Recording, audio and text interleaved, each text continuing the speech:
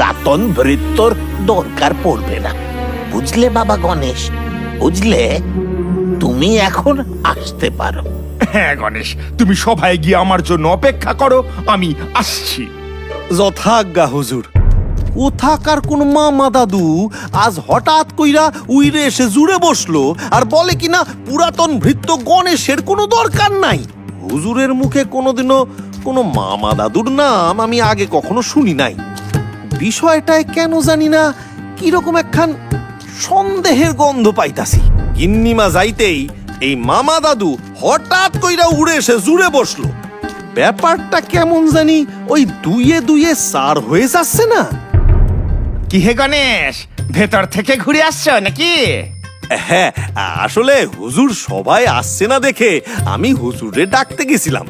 আর সবার মুখে শুনলাম হুজুরের কোন নাকি কোন ওই মামা দাদু আইছেন।